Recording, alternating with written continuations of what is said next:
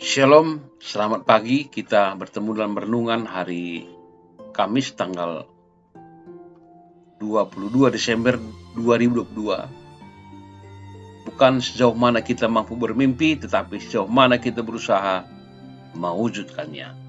Kita berdoa.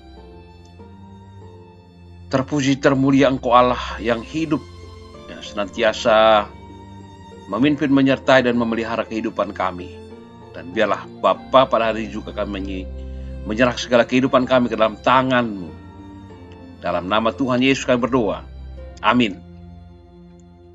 Firman Tuhan hari ini 1 Korintus 15 ayat 10a. Tetapi karena kasih karunia Allah, aku adalah sebagaimana aku ada sekarang. Dan kasih karunia yang dianugerahkannya kepada aku tidak sia-sia. Saudara, dalam nama Tuhan, pernahkah kita merenungkan apa arti hidup yang sesungguhnya? Bukankah hidup ini singkat dan tidak ada yang abadi? Apakah hidup ini hanya sekedar mengisi waktu dan mengejar sesuatu yang suatu saat akan kita tinggalkan? Paulus menyadari bahwa keberadaan hidupnya hanya oleh karena kasih karunia Allah. Bagaimana tidak dia yang dahulu merupakan seteru Allah, penganiaya jemaat, namun sekarang diberi kesempatan untuk memberitahukan kebenaran. Paulus diberi waktu kurang lebih 60 tahun. Kemudian dia mati sebagai seorang martir di kota Roma.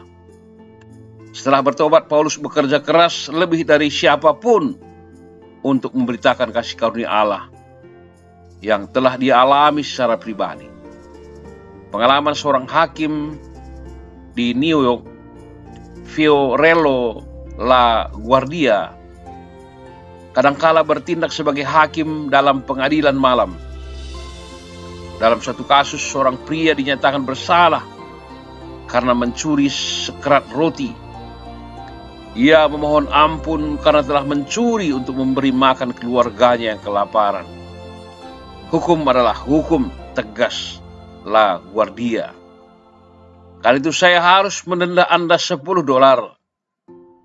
Ketika pria itu dengan sedih mengaku tak punya uang, sang hakim mengeluarkan $10 dari dompetnya dan membayarkan denda itu.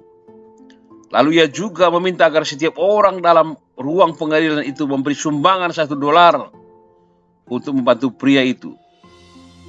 Inilah inti dari Injil kebenaran Allah. Saudara, dalam nama Tuhan, bagaimana dengan kehidupan kita? Apakah kita menyadari kasih karunia Allah dalam hidup ini?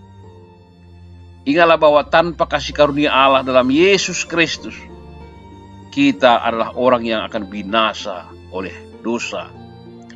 Tapi karena pengorbanan Tuhan Yesus saja kita dapat diselamatkan dan dilayakkan untuk memperoleh kehidupan kekal. Jika begitu besarnya kasih karunia Allah dalam hidup kita, maka pertanyaannya adalah, apakah kita akan menyia-nyiakan kasih karunia Allah dengan hidup sembrono atau sembarangan? Marilah kita menjadi pribadi yang terus menyadari dan menghargai kasih karunia Allah bagi hidup kita. Inilah tandanya bahwa seorang hidup dalam kasih karunia Tuhan.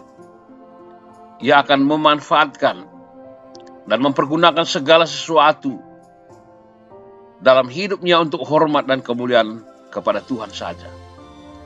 Sebab dia tahu dengan pasti bahwa hidupnya semata-mata hanya ada karena kasih karunia. Setiap harinya kita membangun hidup untuk kemuliaan Tuhan. Jika kita diberikan barang mahal, kita pasti akan menjaganya. Keselamatan dan kehidupan juga mahal dan harus kita jaga baik-baik. Cara menjaganya adalah dengan hidup sungguh-sungguh, tidak lagi bermain-main dengan dosa, namun hidup menjadi orang yang bijaksana. Hiduplah dalam kebenaran Allah dan nyatakanlah kebenaran Allah itu dalam kehidupan kita. Tuhan memberkati. Amin.